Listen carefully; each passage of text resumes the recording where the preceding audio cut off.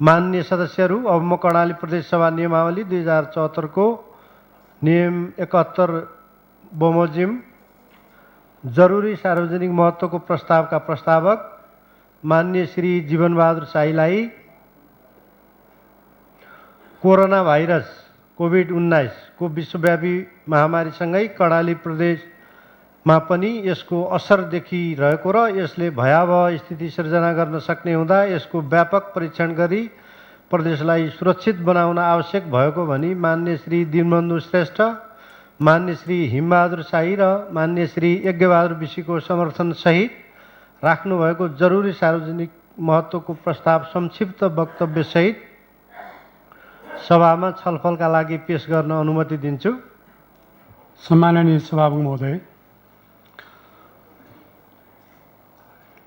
यो जरुरी सार्वजनिक महत्त्वको प्रस्ताव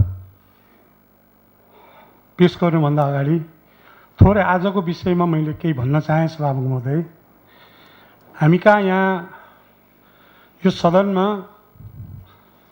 निकै सम्मानित व्यक्तित्वहरू पनि हुनुहुन्छ।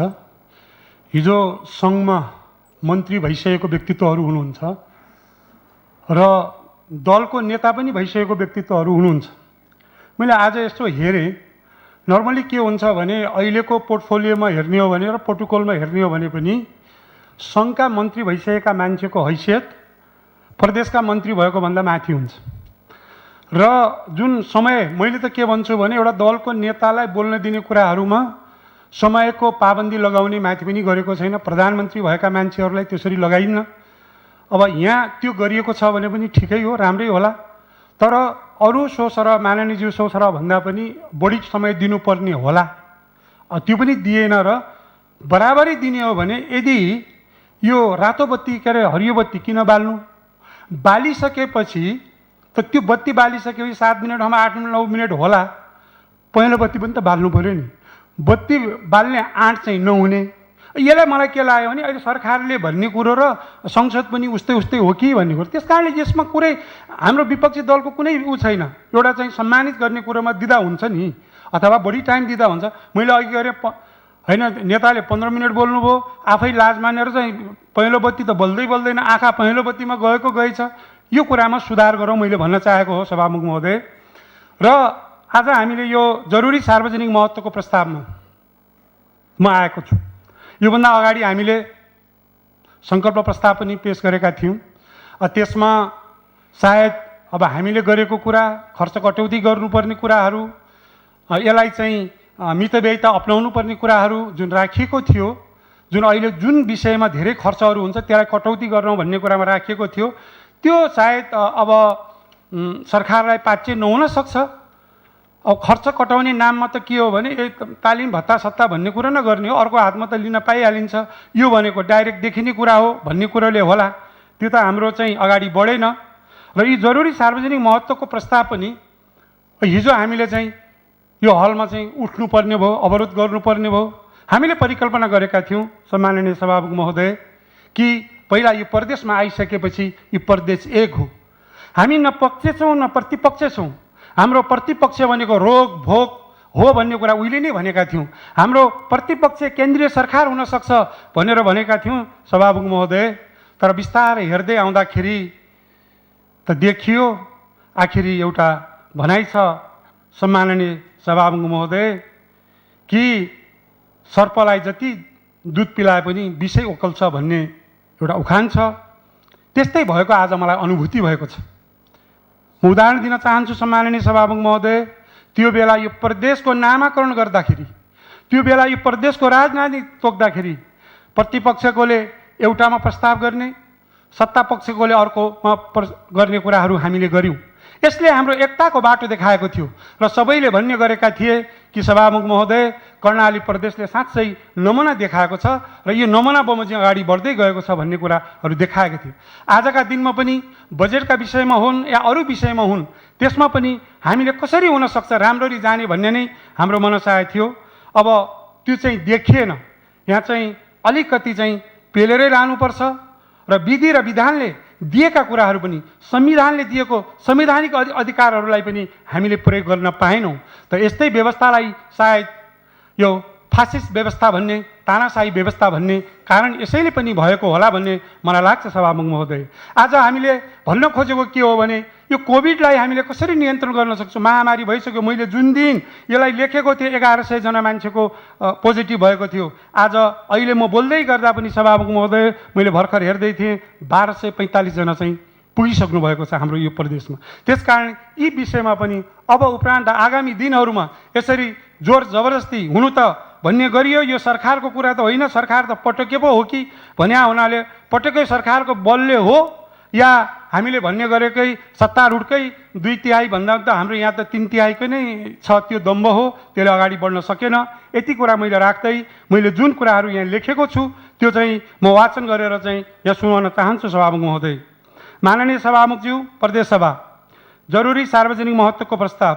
महोदय, प्रदेश सभा नियमावली 2074 को नियम 71 बमोजिम देखाएको जरुरी सार्वजनिक महत्त्वको विषयमा प्रदेश सरकारको ध्यान आकर्षण गर्न अनुमति चाहन्छौँ।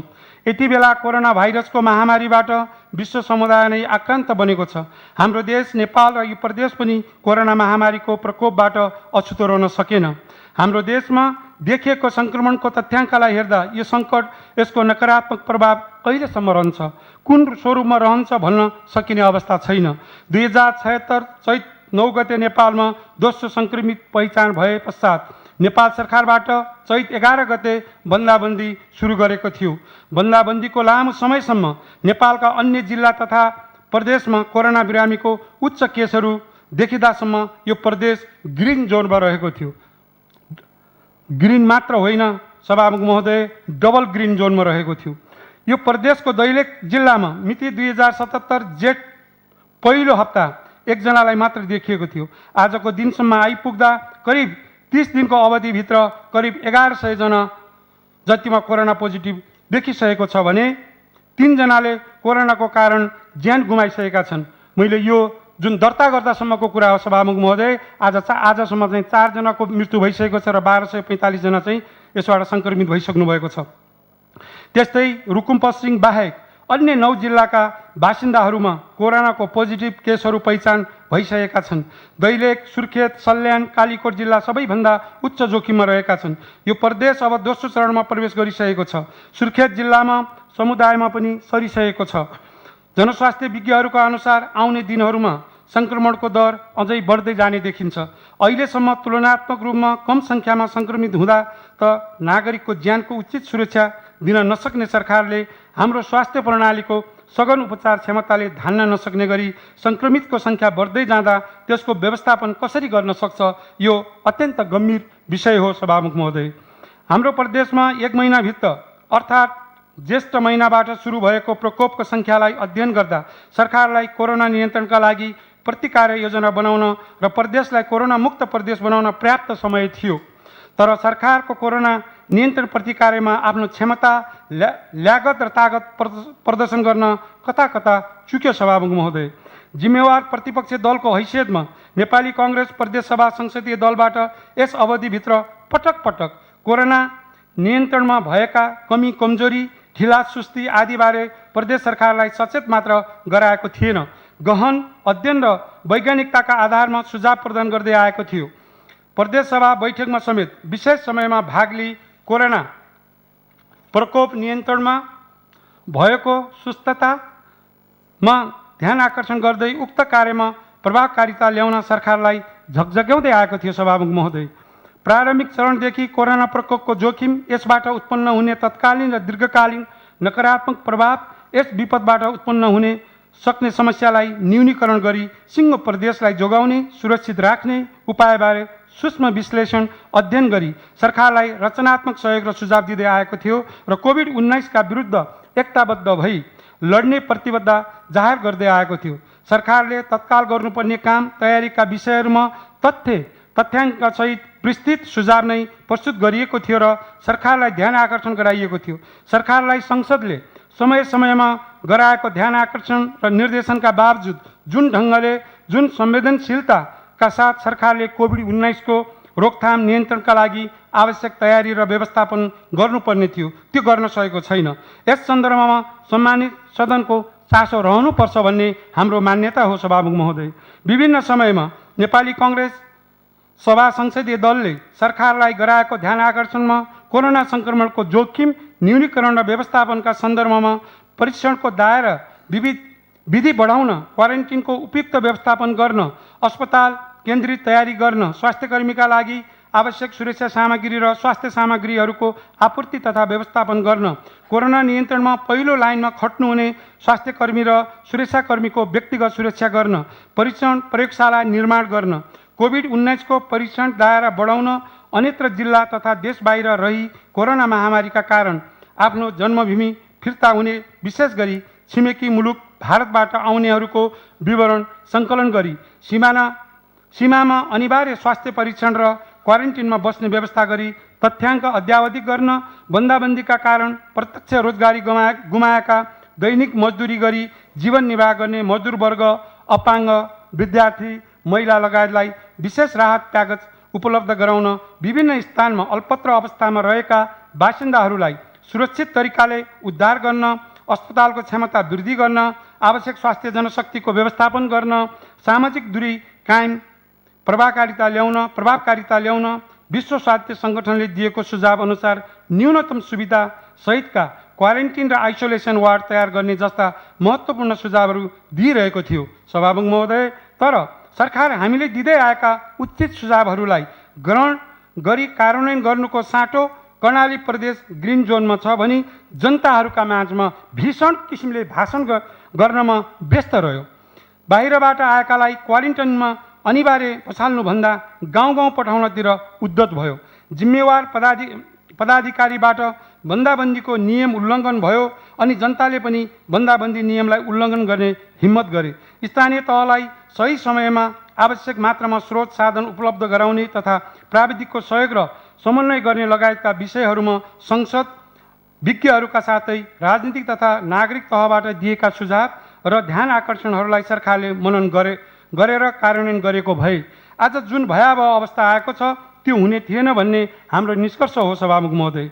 यसरी यस्तो विपदको अवस्थामा गर्नुपर्ने काम नगर्ने तर सरकारी कोषको दुरुपयोग गर्ने, बिचौलियालाई प्रश्रय हुने र अनियमितका कार्यहरू एकपछि अर्को गर्दै गयो। फलस्वरूप अहिले महामारीबाट भयावह अवस्थामा आइपुग्दा बजेट अभाव हुन पुगेको छ सभामुख महोदय। सरकारले जनताको स्वास्थ्यमाथिको खेलवाड र अर्कोतर्फ राज्य स्रोतको दुरुपयोग गर्यो। सरकारका पदाधिकारीहरूको लगाव प्रत्येक नागरिकको जीवन रक्षार्थ हुनुपर्नेमा उनीहरूबाट विभेदकारी गतिविधिहरू हुन गए सभामुख महोदय।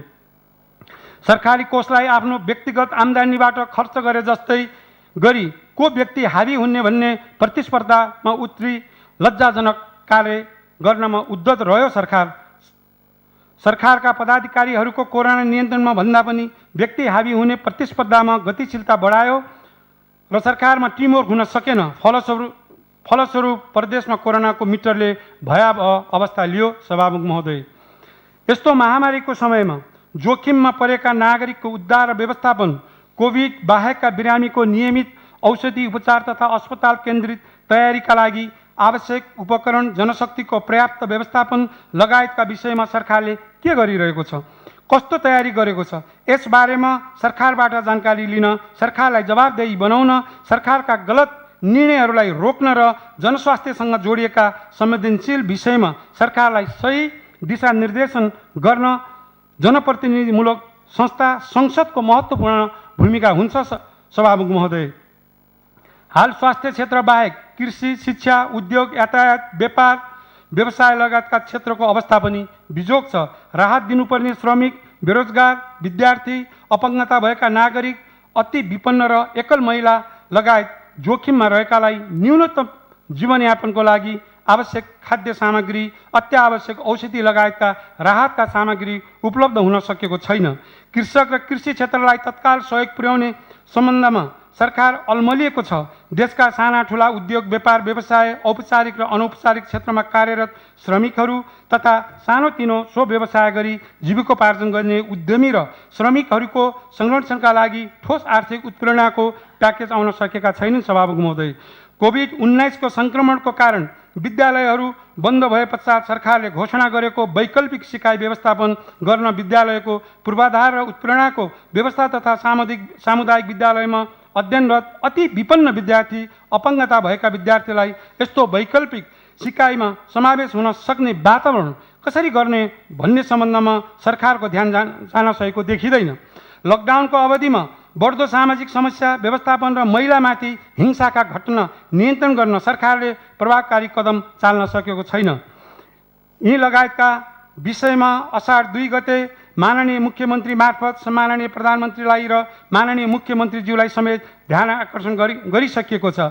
हाल कोभिड-19 रोकथाम तथा नियन्त्रणका सन्दर्भमा स्वास्थ्य क्षेत्रसँग सम्बन्धित देखाएका विषयहरूमा प्रदेश सरकारको तर्फबाट र अन्य काम के कस्तो भएको छ भन्ने त्यसका तयारीका सम्बन्धमा सदनलाई स्पष्ट पार्न र जनस्वास्थ्यमा थप सङ्कट आउन नदिन तत्काल सदनले सरकारलाई मार्गनिर्देशन गर्न अपरिहार्य भएकोले यो सार्वजनिक महत्त्वको प्रस्ताव पेश गरेका छौँ सभामुख महोदय। यो किनभने यो सम्मानित संसद भनेको मुखले मात्र भन्ने थलो होइन सभामुख महोदय। यो थलोले नै दिएको निर्णयलाई यसले दिएको निर्देशनलाई सरकारले पालना गर्नुपर्छ भन्ने हाम्रो मान्यता रहेको छ सम्माननीय सभामुख महोदय। अब यी महत्त्वका विषयहरू के हुन् त भन्दा एकमा हाम्रो प्रदेशमा कोरोना प्रकोप सङ्क्रमण दोस्रो चरणमा प्रवेश गरिसकेको अवस्थामा स्थानीय तहसँगको समन्वयमा सयौं कन्ट्र्याक्ट ट्रेसरको परिचालन गरी छोटो समयमा ठुलो सङ्ख्यामा कन्ट्याक्ट ट्रेसिङ गर्न सक्ने चुस्त प्रणालीको विकास गर्ने सम्बन्धमा सरकारले अहिले के गरेको छ? किनकि हिजो देखियो सभामुख महोदय हस्पिटल पनि अहिले सिल भएको छ। 42 जना डक्टरदेखि स्विपरसँगका मान्छेहरूलाई क्वारेन्टिनमा राखिएको छ। अब त्यो अस्पतालको अवस्था कस्तो भएको छ यो सम्बन्धमा चाहिँ के गरेको छ हामी यो संसद यो जान्न चाहन्छ भन्ने हो सभामुख महोदय।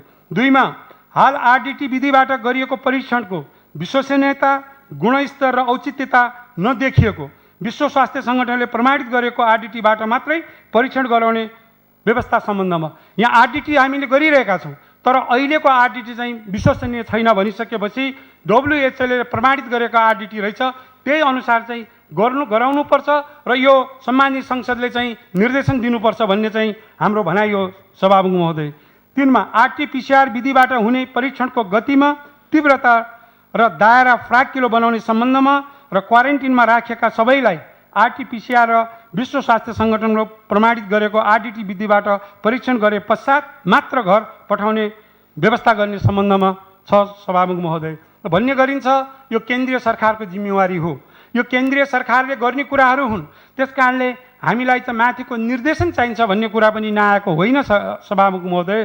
तर हामी भन्न चाहन्छौँ हिजो सरकारले भन्ने गरेको थियो माथिका कुरा जेसुकै आए तापनि हामी यो प्रदेशका जनताहरूलाई हामी आरटीपीसीआर मात्र गरेर हामी पठाउँछौँ भन्ने कुराहरू गरेको आफैले बोलेको कुरामा अहिले चाहिँ जिम्मेवारी माथि केन्द्रको भनेर पन्छ्याउन सक्ने अवस्था छैन सभामुख महोदय। र हिजो यहाँ सामाजिक मन्त्रीले चाहिँ यहाँ जवाब दिने क्रममा चाहिँ हामीले सबैका हात खुट्टा जोडेर पीसीआर मेसिन ल्याएका छौँ भने अब त हात खुट्टा जोड्नुपर्ने अवस्था छैन भन्ने मलाई लाग्छ सभामुख महोदय। थुप्रो चाहिँ कतिवटा चाहिँ पीसीआर मेसिन राख्नुपर्ने हो त्यो हाम्रो रकमले गर्न सकिन्छ त्यो कुरालाई चाहिँ किन अगाडि बढाइएन भन्ने कुरा चाहिँ हामीले राखेका छौँ सभामुख महोदय। 4 आरटीपीसीआर परीक्षणको दायरा विस्तारसँगै यसको क्षमता र अभिवृद्धिका लागि किट उपकरण जनशक्ति र अन्य लजिस्टिक आवश्यकताको अविलम्ब व्यवस्था गर्ने सम्बन्धमा चाहिँ हामीले अर्को कुरा राखेका छौँ सभामुख महोदय। खोइ आज यतिका दिनसम्म भइसक्यो हामीले सुन्ने गरेका थियौँ दैलेखमा पनि एउटा चाहिँ इन्स्टल हुँदैछ 3 दिनमै चाहिँ हुनेछ भन्ने कुरा सुनेका थियौँ। आज कति दिन भयो महिना बित्न थाले त्यहाँ भएको पनि हामीले देखेनौँ र यसरी चाहिँ यो कुरा अहिले हामीले समयमै नगर्ने हो भने हामी अगाडि बढ्न सक्दैनौँ सभामुख महोदय। पीसीआर टेस्टको लागि मुलुकभरिमा 25,000 स्वाबहरू चाहिँ अहिले आएर प्रयोगशालामा थन्किएर बसेका छन्। ती 25,000 को टेस्ट कहिले हुने हो? त्यसकारणले कमसेकम हाम्रो यसमा भन्ने त हामीले मिठा कुरा सुनेका छौँ यहाँ आउने दिनमा 3,000 सम्म गर्न सकिने त्यो मेसिन ल्याउँदैछौँ कि हामी यहाँका मानिसहरूको सबैको जीवन गुमिसकेपछि त्यो मेसिन आउने हो सभामुख महोदय? यो कुरामा चाहिँ हामी सरकारको चाहिँ ध्यान पुर्याउनको लागि यो सार्वजनिक महत्त्वको विषय चाहिँ हामीले उठान गरेका छौँ। 5 मा कोरोना भाइरस सम्बन्धी क्वारेन्टिन सञ्चालन तथा व्यवस्थापन गर्न बनेको मापदण्डको कार्यान्वयन र क्वारेन्टिनलाई प्रभावकारी रूपमा व्यवस्था गर्ने सम्बन्धमा। हुन त हाम्रो सरकारले भन्ने गरेको छ यो स्थानीय सरकारको जिम्मेवारी हो, त हाम्रो टेरिटोरी के हो त? अघि नै मान्यज्यूहरूले भनिरहेको छ, के साँच्चै हामी हावामा नै अड्केका हौँ त? हाम्रो दायित्व होइन? टेरिटोरी संविधानले के भन्छ भने 10वटा जिल्ला प्रदेशको टेरिटोरीभित्र पर्छ। 10वटा सिङ्गो जिल्ला नै हाम्रो टेरिटोरी हो र तिनलाई चाहिँ क्वारेन्टिन बनाउने विषयमा डक्टरको चाहिँ विज्ञहरूको WHO को भनाइअनुसार हामीले गर्नुपर्ने हो कि होइन सभामुख महोदय? यसरी हामीले स्थानीय तहलाई मात्र दिएर माथि ल्याउने कुरा चाहिँ सङ्घको, तल गर्ने कुरा चाहिँ स्थानीयको, हामी चाहिँ बिचको रमिता हेर्न भन्ने तालले चाहिँ गर्न मिल्छ कि मिल्दैन सभामुख महोदय? 6. क्वारेन्टिन निर्माण र व्यवस्थापनका लागि स्थानीय तहलाई न्यूनतम रु 1 करोडदेखि जनसङ्ख्या र प्रकोप अवस्थालाई हेरी रु 3 करोडसम्म अनुदान उपलब्ध गराउने र प्राविधिक स्रोत व्यवस्थापन गर्ने गराउने सम्बन्धमा सरकारको धारणा यसमा के छ? हुन त सरकारले भन्ने गरेको छ यो स्थानीय तहको कुरा हो, केन्द्रको कुरा हो भने हाम्रो कुरा के हो त? हुन त म सरकारलाई धन्यवाद दिन पनि चाहन्छु, 15 लाखदेखि 30 लाख रुपियाँसम्म दिएको छ। त्यो त अहिले चटनीको रूपमा पनि गएको छैन सभामुख महोदय। यहीँ नै अघि आइसक्यो त, यहाँ कति किसिमका बिलहरू निस्क्यो भन्ने कुरो आयो। पहिला क्वारेन्टिन बनिसकेपछि दिनको 1600 रुपियाँले चाहिँ खाना खुवाउने भन्ने कुरा पनि आयो। आज त्यो एकैचोटि घटेर 1600बाट 175 मा आइरहेको छ। त्यसका व्यवस्थापन कसरी भएका थिए? त्यस कारणले हाम्रो भनेको समन्वय मात्र गर्ने भने त्यस कारणले अहिले पहिला जिल्ला विकास समिति भनिन्थ्यो सभामुख महोदय, अहिले चाहिँ जिल्ला समन्वय समिति भनिन्छ। त्यो समन्वय समितिको कुनै पनि काम हुन सक्दैन। त्यस कारण के हामी यो संसद, के हाम्रो सरकार साँच्चै त्यो समन्वय मात्र गर्ने र बेकाममा भएको हो त? यो कुरामा चाहिँ सरकारको धारणा के छ हामी बुझ्न चाहन्छौँ सभामुख महोदय। 7. कोभिड-19 नियन्त्रण, रोकथाम र उपचारका लागि सरकारबाट हालसम्म 25 करोड 67 लाख 83,428 खर्च भएको तथ्याङ्क सार्वजनिक भएको छ। यसको यथार्थ खर्च विवरण सार्वजनिक गर्ने सम्बन्धमा अब यो कुरा सरकारले गर्नुपर्छ कि पर्दैन? यत्रो दिन भयो, यत्रो पैसा चाहिँ हामीले खर्च गरिसकेका छौँ, कुन कुन क्षेत्रमा कति पैसा गयो? किनकि हामीले यस मानेमा यो जनताको पनि हक र हितको कुराहरू हो, यो सार्वजनिक कुराहरूलाई चाहिँ हामीले सार्वजनिकरण गर्नु पर्थ्यो। तर आजसम्म जुन एक मुष्ट आयो त्यो कुराको चाहिँ यो सदनले थाहा पाउनुपर्छ कि पर्दैन सभामुख महोदय? यति खर्च गरिदिउँ भनेपछि 25 करोड मात्र किन भन्ने, 50 करोड भनिदियो भइगयो नि, र भोलिको दिनमा आएर गर्छ भन्ने होइन। यो त बेलामा चाहिँ सदनले थाहा पाउनुपर्छ सभामुख महोदय।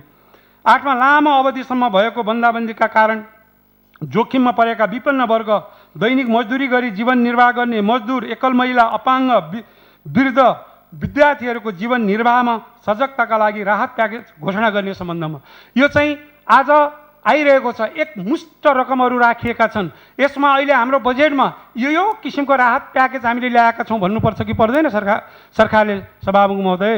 म सभामुख महोदय मार्फत सरकारलाई अनुरोध गर्न चाहन्छु, यो नै पनि बजेटमा आउनुपर्छ। यी राहतका प्याकेजहरू हुन्, महिलाका प्याकेजहरू यी हुन्, अपाङ्गका यी हुन्, विद्यार्थीका यी हुन्, दलितका यी हुन्, जनजातिका यी हुन्, अल्पसङ्ख्यकका यी हुन्, राउटेका यी हुन् भनेर आउनु पर्थ्यो कि पर्दैन थियो? दिनेछौँ भनेको वितरणमुखी नभएर के हो त? त्यसकारण यसको पनि हाम्रो प्रदेशले गर्नुपर्ने, किनभने यो प्रदेश सरकार भनेको यो प्रदेशको लागि चाहिँ अभिभावक हो सभामुख महोदय। 9.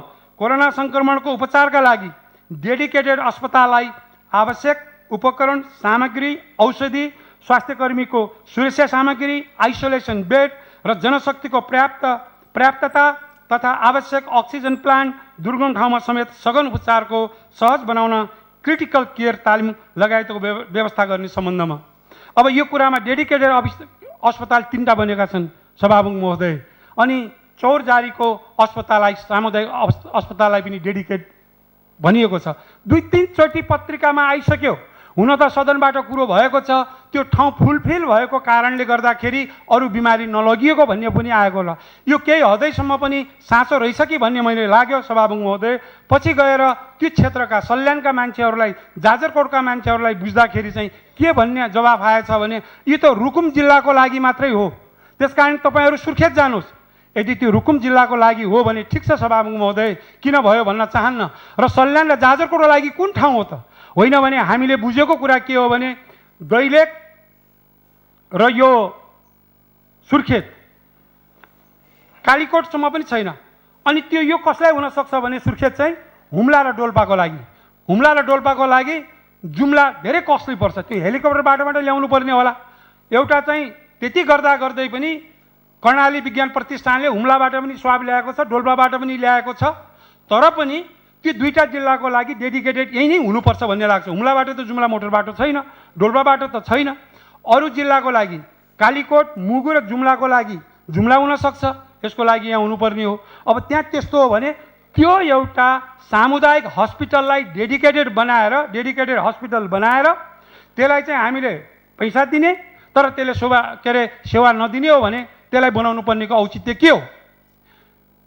यसमा कि यहाँहरूका विज्ञको निर्देशनबाट हो या कसैको त्यसमा चाहिँ स्वार्थ गाँसिएको छ? धेरैचोटि पत्र पत्रिकामा आयो त्यसले गरेन भनेर त्यहाँका जनताहरू रोइरहेका छन्। त्यसैले ती ठाउँमा हामीले गर्नुपर्छ, तर सेवा र सुविधा दिनुपर्छ। मलाई लाग्थ्यो त्यही रुकुममा पनि सरकारी अस्पताल छ होला सभामुख महोदय, त्यसलाई चाहिँ एउटा डेडिकेटेड बनाउन सकिन्थ्यो होला। तर मलाई त गर्व लाग्छ सभामुख महोदय, रुकुमका जनताहरू त यति फरवर्ड छन् भन्ने कुरा त अहिले यो कोभिडले पनि देखाइसकेको छ। अरू सबै जिल्लामा छुँदा पनि आज रुकुम पश्चिमलाई छुन सकेको छैन। यो के हो भने त्यहाँका जनता चेतनशील छन्, त्यहाँको जनताहरू फरवर्ड छन् भनेपछि अब त्यहाँ हस्पिटल बनाउनलाई पनि हामीले बिचबिचमा सुनेका थियौँ सभामुख महोदय, 12 दिनमा एउटा ठुलै हस्पिटल बन्यो भन्ने कुरो त आइरहेको छ त। यसको लागि पैसा दिउँ, अर्को 12 दिनमा अर्को ठुलै हस्पिटल बन्छ, त्यसलाई सरकारी हस्पिटल बनाऊ, त्यसलाई किन नगर्ने सभामुख महोदय? 10 मा कोभिड बाहेकका अन्य रोगका बिरामीले सहज उपचार पाउने वातावरण, खोप, पोषण जस्ता नियमित कार्यक्रम, गर्भवती महिला, ज्येष्ठ नागरिक, बालबालिका तर जोखिममा रहेका समूहहरूको विशेष हेरचाह र नियमित स्वास्थ्य जाँच गर्न पाउने व्यवस्था, एम्बुलेन्स सेवा, नियमित औषधि खानुपर्ने बिरामीहरूलाई औषधि उपलब्धताको लागि सुनिश्चितता सम्बन्धमा। अब यो विषयमा के छ भने हामीले कोरोना त भन्यौँ, अब मर्ने कुराहरूमा चाहिँ किडनी फेल भएर मर्न थाले, मुटु रोगी भएर मर्न थाले, अनि सरकारी हस्पिटल मैले फेरि पनि आज पनि दोहोऱ्याएर भन्न चाहन्छु सभामुख महोदय, हामी हस्पिटलमा गएको बेला तिमी कोरोनाका विषयमा लडेर मेरो फलानु मान्छे मर्न लागेको छ, तिमी उपचार गरिदिनु। त्यस कारणले यसलाई चाहिने पैसा कति हो? इमिडिएट हामीले चाहिँ सम्बन्धित मन्त्रालयमा पठाउनु पर्छ कि पर्दैन? आज यस्तो बेलामा औषधि किनी खानै नसक्ने अवस्थामा औषधि पनि अवस्थामा हामीले अस्पतालमा ती औषधिहरूको व्यवस्था गर्नुपर्छ कि पर्दैन? यसको लागि भनौँ न, यसको लागि यहाँ चाहिँ एउटा सिङ्गो बजेट चाहिँ डल्लै बास्केटभित्र हालेको छ भने त्यो बास्केटले गर्नेवाला छैन। अब यो 40 जना क्वारेन्टिनमा बसेको बेलामा अरू हामीले डक्टरहरू ल्याउनु पर्ने हो कि होइन? त्यसकारण अब अहिले हामीले गरिरहेको जुन अस्पतालहरूमा गरेको सेवाहरूमा पनि आलाकाचा केटाकेटीहरू गएका छन्। कमसेकम 1 दिन 2 दिन भए पनि तिनीहरूलाई जुम मिटिङबाट हुने हो अथवा केबाट हुने हो ट्रेनिङ दिनुपर्छ कि पर्दैन? हामीले तिनीलाई ट्रेनिङ दिएर मात्रै अहिले त स्वाब सङ्कलन गर्ने कुराहरूमा चाहिँ त यस्तो अवस्था आइसकेको छ, त्यसले नै बिगार्ला भन्ने अवस्था आयो। त्यसको लागि त्यो पैसाहरू इमिडिएट सम्बन्धित मन्त्रालयमा गएर चाहिँ यति हामीले सेवा पुर्याएका छौँ भन्ने कुरामा चाहिँ यो सम्बन्धमा चाहिँ सुनिश्चितता हुनुपर्छ भन्ने चाहिँ हामीले कुरा राखेका छौँ सभामुख महोदय।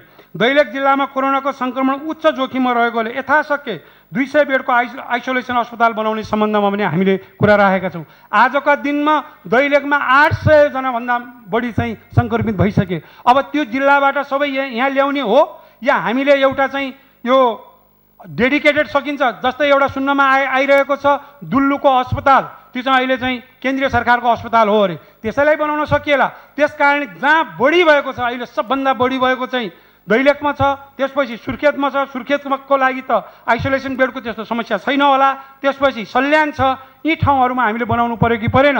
यसलाई हामी बजेट आउँदासम्म, बजेट पास हुँदासम्म बसिरहने हो या यसलाई तुरुन्त हामीले त्यस्तो बेलामा त्यसलाई खर्च गर्ने हो? किनकि बजेट त हाम्रो चाहिँ पुरानै बजेट बाँकी छ त सभामुख महोदय, नयाँ बजेट विनियोजन गर्नुपर्ने छैन। यी कुराहरू इमिडिएट सरकारले गर्नुपर्छ कि पर्दैन?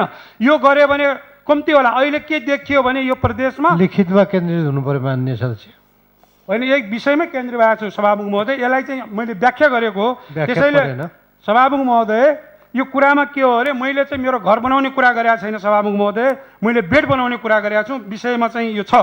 त्यस कारणले यो कुराहरू बनाउनको लागि त पैसा दिनु पर्यो नि सभामुख महोदय। अहिले आइसकेपछि भारतबाट आउने सबभन्दा बढी दैलेखका रहेछन् 45,000। यो कुरामा चाहिँ अगाडि बढ्नको लागि हामीले राखेका छौँ सभामुख महोदय। कोभिड-19 को रोकथाम, नियन्त्रण, जोखिम न्यूनीकरणका लागि आवश्यक किट, उपकरण, स्वास्थ्य सुरक्षा सामग्री लगायतका स्वास्थ्य सामग्रीको समयमै आपूर्ति, भण्डारण र नियमित रूपमा पर्याप्त उपलब्ध गराउने, त्यसको गुणस्तरका सम्बन्धमा सरकारको धारणा के हो? मैले किनभने यहाँ राखेका छु यसमा प्रदेश सरकारले भनेको छ यो हाम्रो अन्तर्गत छैन भनेपछि सरकारको धारणा के हो त? कहिले सरकारले के भन्छ भने हामीले किन्छौँ पनि भन्छ, स्थानीय तहका सरकारले पनि हामीले भिटिएम किन्यौँ भन्छ भने प्रदेश सरकारले यहाँ आरडिटीहरू किन्न सक्दैन, हामीले त्यो जोगाउन सक्दैनौँ। त्यो कुरामा सरकारको धारणा के हो ती पनि हामी चाहिँ पाऊँ भन्ने चाहिँ कुरा छ सभामुख महोदय। लकडाउनको अवधिमा सयौँ मानिसहरूले आत्महत्या गरेका छन्। यसले नागरिकको राज्यप्रति चरम निराशा देखाउँछ। यस किसिमको मानसिक समस्यालाई ध्यान दिँदै त्यसको समाधानका लागि स्थानीय तहसम्म नै मनोसामाजिक परामर्शको व्यवस्था गर्ने सम्बन्धमा बजेटमा आएको छ, नीति कार्यक्रममा आएको छ, ती कहिले हुने हो? हामीले त के चाहन्छौँ भने सभामुख महोदय ती कुरा तुरुन्तै लागू हुनु पर्यो, तुरुन्तै लागू हुनु पर्यो, भोलिदेखि नै लागू हुनु पर्यो। 14 यस अवधिमा घरेलु हिंसा, चोरी, डकैती, गुण्डागर्दी, बलात्कार जस्ता अपराधजन्य घटनाहरू वृद्धि भएका छन्। यसको न्यूनीकरण गर्ने सम्बन्धमा प्रदेश सरकारको सङ्घीय सरकारसँग समन्वयको अवस्था कस्तो छ? किनकि सभामुख महोदय यही सदनमा भएका छन् बालबालिकाहरू चाहिँ बलात्कृत भएको, गुण्डागिर्दीहरू भएको, चोरी भएको, यसको खोइ सुरक्षा पाउन सकेको छैन। त्यसको अवस्था के छ हामी जान्न चाहन्छौँ। 15 सडक पुगेका प्रति जिल्ला कम्तीमा 2टा कोरोनाका लागि एम्बुलेन्स र दुर्गम हिमाली जिल्लामा हेलिकप्टर स्ट्यान्डबाई गर्ने भन्ने सम्बन्धमा चाहिँ यो पोहोर सालदेखि नै एम्बुलेन्स दिने भन्ने कुरा आएको, अहिलेसम्म पनि अस्ति पनि यहाँ कुरा आयो हामी स्ट्यान्डबाई कहिले स्ट्यान्डबाई हुने हो? हामी सबैको ज्यान गइसकेपछि स्ट्यान्डबाई हुने हो? त्यो कुराहरू चाहिँ यथाशक्य गरियोस् भन्न हामी चाहन्छौँ सभामुख महोदय, त्यसको हामी जवाब चाहन्छौँ।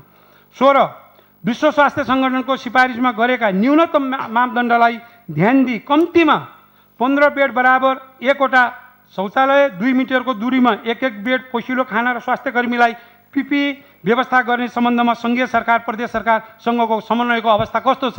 र एउटा कुरो के आएको छ भने सभामुख महोदय जो रेगुलर मेडिकल अफिसरहरू छन् प्रदेश सरकारले 50% चाहिँ प्रोत्साहन भत्ता दिने भनेर निर्णय गरेको छ। त्यो आजसम्म नदिएको हुनाले चाहिँ अब एउटा च्यालेन्ज के आउँदैछ भने हामी हस्पिटल बन्द गर्छौँ भन्ने कुराहरू आइरहेका छन्। यो अवस्थामा चाहिँ सरकारले के कारणले रोकेको, किन नमिलेको, दिनुपर्ने कुरा हो किन नदिएको, त्यो अवस्था हामीले चाहिँ बेलैमा चाहिँ सजग गराएका छौँ सभामुख महोदय। कोरोना परीक्षण प्रयोगशाला अत्यन्त न्यून भएका कारण सङ्कलित स्वाब लामो समयसम्म राखी ढिलो परीक्षण गर्दा विश्वसनीय नतिजा नआउने खतरा बढी छ। त्यसैले प्रयोगशालाको क्षमता र सङ्ख्या वृद्धि गर्न प्रदेश सरकारले हालसम्मको प्रयासका सम्बन्धमा के प्रयास भएको छ त?